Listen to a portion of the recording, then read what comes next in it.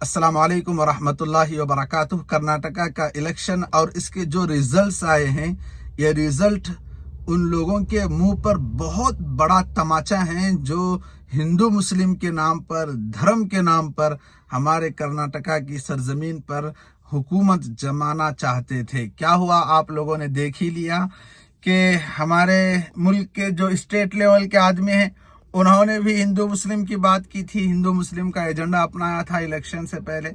और यहाँ तक कि नेशनल लेवल के जो लोग हैं, जो कि मुल्क की बहुत ही बड़ी हस्ती मानी जाती है, वो हस्ती भी कर्नाटका की ज़मीन पर आती है और कर्नाटका के लोगों के डेवलपमेंट के बात करने के बजाय कहीं जाकर जय बजरंगबली का नारा, कहीं जाकर द केरला स्टोरी का तस्करा, लोग जो है ना बेदार हो चुके हैं। अब जो लोग कर्नाटका को गुजरात मॉडल या यूपी मॉडल बनाना चाहते थे, उन लोगों के मुंह पर तमाचा देकर उन लोगों को ऐसे भगा दिया कि इस तरह का जो है कभी मैं समझता हूं कि इस तरह की बड़ी कामयाबी अपोजिशन को कभी नहीं मिली थी। वजह मालूम है?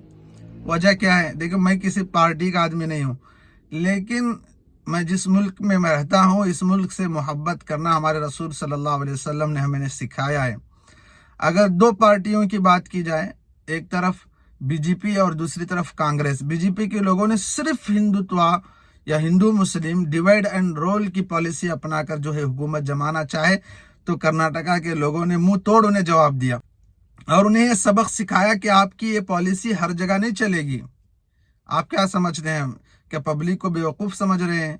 जबकि दूसरी तरफ कांग्रेस ने जो है पब्लिक के जो इश्यूज हैं, गरीबों की बात की, उन्होंने अपना एक एजेंडा पेश किया, अपनी कुछ गारंटीज उन्होंने पेश की, 5 गारंटीज जो कि अकल रखने वाले इंसानों को अच्छी लगी कि हाँ भाई, ये जब आएंगे तो कुछ काम करेंगे, काम करने की बात कर रहे हैं ये लोग। तो कर्नाटका के लोग उनका साथ दिए।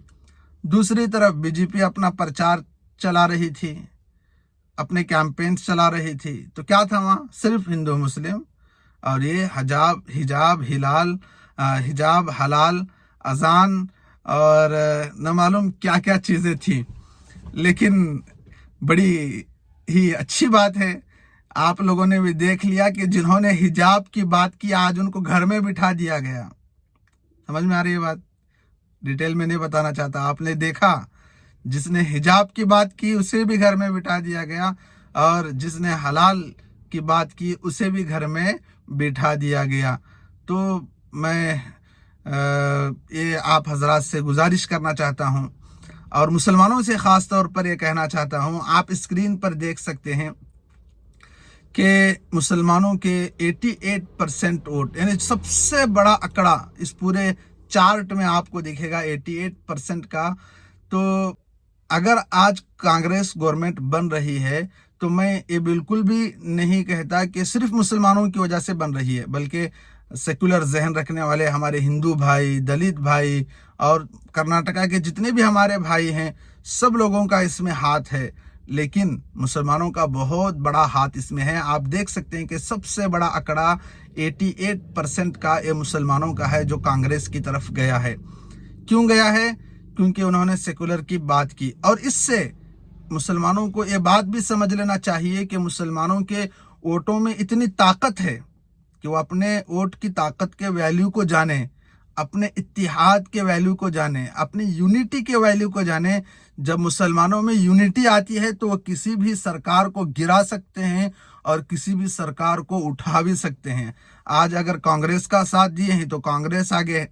अगर कल चलकर कांग्रेस सेकुलरिज्म के खिलाफ काम करती है तो इंशाल्लाह मुसलमान इसके भी मुखालिफ आएंगे और सेकुलर जहन रखने वाली पार्टी का साथ देंगे, तो फिर वो पार्टी भी सत्ता में आ सकती है। तो मुसलमानों के इत्तिहाद और यूनिटी की बहुत बड़ी ताकत है, जिसका असर कांग्रेस आज देख सकती है। और आप लोग भी इस चार्ट में देख सकते हैं कि 88% वोट मुसलमानों के कांग्रेस की तरफ गए हैं, तब जाकर भारी संख्या में कांग्रेस को जीत हासिल हुई है।